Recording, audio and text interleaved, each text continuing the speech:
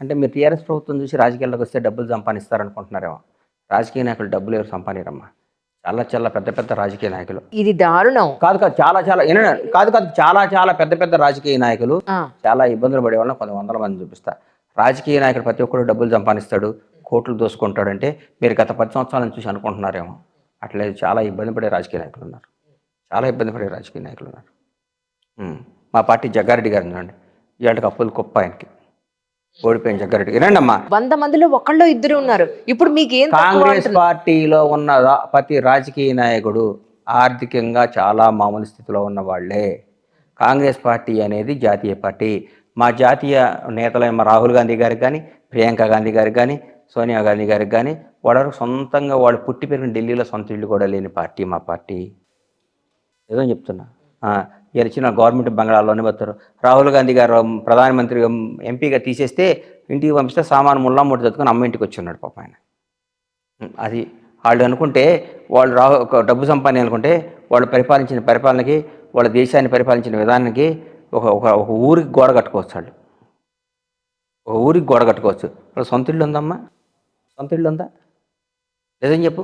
త్యాగాల పార్టీ మా కాంగ్రెస్ పార్టీ. దేశానికి త్యాగం చేసిన పార్టీ కాంగ్రెస్ పార్టీ. దేశానికి స్వాతంత్రం తీసుకొచ్చిన పార్టీ కాంగ్రెస్ పార్టీ. కాంగ్రెస్ పార్టీని ఊరికే అంటుంటే మీరు ఒకసారి మనస్ఫూర్తిగా కళ్ళు మూసుకొని కాంగ్రెస్ పార్టీ లేకపోతే భారతదేశమే లేదు. భారతదేశ స్వాతంత్రమే లేదు. కాంగ్రెస్ పార్టీ స్వాతంత్రం తీసుకొచ్చిన పార్టీ కాంగ్రెస్ పార్టీ.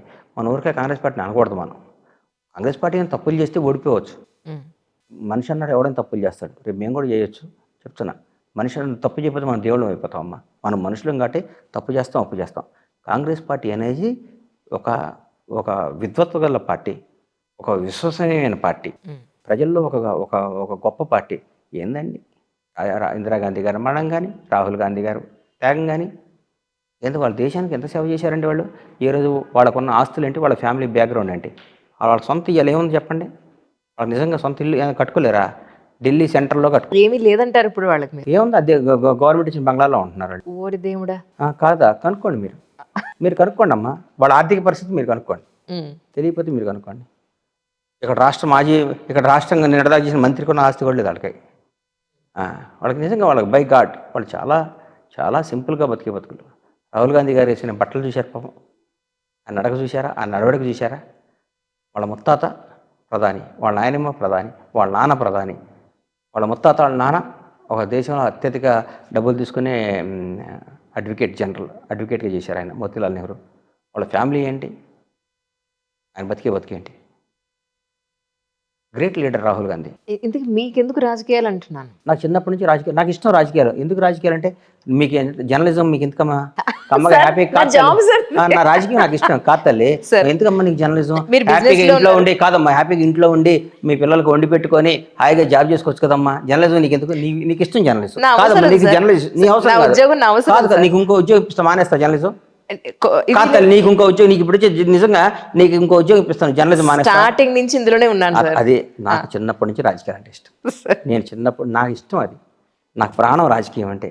నాకు ప్రతిరోజు ఏం జరుగుతుంది, ఎట్లా రాజకీయం అంటే ఒక ఇష్టం. నన్ను ఏం చేయమంటావు చెప్పమ్మా? True correct. నేనేం కాదనట్లేదు. రీసెంట్గా రాహుల్ గాంధీ గారు హైదరాబాద్ వచ్చి అసెంబ్లీ ఎలక్షన్స్కి ఆయన పాదయాత్ర చేసినప్పుడు యూట్యూబ్లో అన్నీ కూడా మీడియా అంతా కూడా చాలా ఫోకస్ చేసింది. ఒక హీరోయిన్ చేయి పట్టుకుని నడవడం అనేది, దాన్ని చాలా పాయింట్అవుట్ చేశారు. సో మీకేమనిపించింది ఆ వీడియోలు చూసినప్పుడు?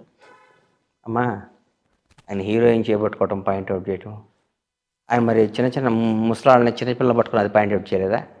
చిన్నపిల్లల్ని ఎత్తుకున్నాడు పాయింట్అవుట్ చేయలేదా? ఆర్టీసీ బస్సు ఎక్కాడు పాయింట్అవుట్ చేయరా? లారీ ఎక్కాడు పాయింట్అవుట్ చేయరా? పొలంలో పోయి నాట్లు వేసాడు పాయింట్అవుట్ చేయరా? పొలంలో పోయి పొలం పని చేశాడు పాయింట్అవుట్ చేయరా? ఎందుకమ్మా? ఒక హీరోయిన్ కూడా ఒక స్త్రీయే. ఆ ఉత్తిగా హీరోయిన్ అయి ఉండొచ్చు. ఆవిడని పాజిటివ్గా చూద్దాం. మన అమ్మలాగా మన చెల్లిలాగా చూడండి. ఆలోచించరే? ప్రియాంక గాంధీ చేయబట్టుకుంటే పాయింట్అవుట్ చేయరా? ప్రియాంక గాంధీ అన్నా చెల్లి డ్యాన్స్లు వేసారు, అది పాయింట్అవుట్ చేయరా? ఊరికే నోరుంది. ఈ వాళ్ళ మైండ్ అంతా కలుషితం అయిపోయిందమ్మా. కలుషితం అయిపోయిన వాళ్ళ గురించి ఏం మాట్లాడతాం? స్మాష్ అయిపోయింది. చచ్చిపోయిన పాములు, స్క్రాప్ అయిపోయిన బండ్ల గురించి, చచ్చిపోయిన పాము గురించి, ఎక్స్పైరీ ట్యాబ్లెట్ల గురించి, ఇంట్లో ఉన్న వాటిని చూసినా వాటిని పెట్టుకున్న ప్రమాదం. వాటికి దూరంగా ఉండాలి. స్క్రాప్ అయిపోయి వాళ్ళని పంపించేయాలి, అమ్మేయాలి, తుక్కు తుక్కు చేసేయాలి, చచ్చిపోయిన వాటిని దహనం చేసేయాలి, ఎక్స్పైరీ అయిన ట్యాబ్లెట్లు పడేయాలి. అవన్నీ ఏ ఇంట్లో పెట్టుకున్నా మనకి మంచిది కాదమ్మా. అవును. ఎందుకంటే మనం మన ఇంట్లో వాళ్ళని కూడా ఎవరు పెద్దలు చనిపోతే ఇంట్లో పెట్టుకోగా దహన సంస్కారాలు చేసి దండం పెట్టి పంపించేస్తాం. వచ్చినాడు పుట్టినాడు చచ్చిపోక తప్పదు, చచ్చిపోయినాడు మళ్ళీ పుడతాడని నమ్మేవాడిని నేను. కాబట్టి దేనికైనా రెడీగా ఉండేవాడే జీవితం. అందుకని ఎవడు ఇక్కడ పిచ్చి పిచ్చి మాటలు మాట్లాడు. ఒక అమ్మాయి పట్టుకుంటే ఏందమ్మా తప్పేందమ్మా, వాళ్ళ చెల్లిని పట్టుకుని నడిచాడు తప్ప? న్యాయం చెప్పు. రైట్. రైట్. మీ పేరెంట్స్ అన్నా, మీ తల్లిదండ్రులన్నా, మీ భార్య పిల్లలన్నా మీకు ఎంత ప్రేమ అంటే ఏం చెప్తారు? నేను బతికేదే నా నా నా ఫ్యామిలీ కోసం. నాకు ఇష్టం. నువ్వు నమ్మవు అంజలి గారు, నేను ఎట్టి పరిస్థితుల్లో నా ఫ్యామిలీని మిస్ అయిన ఒకరోజు కూడా ఉండలేను. ఎప్పుడన్నా నాకు మా అమ్మ నాన్న, నా భార్య పిల్లలు వీళ్ళతోనే నేను గడుపుతా. నాకు ఇష్టం. నేను ఇంటికి వస్తే అందరితో కలిసి భోంచేస్తాం. నాకు ఏ దురలవాటు లేదు. నేను ఏ పార్టీలకి వెళ్ళను, ఎవరితో తిరగను.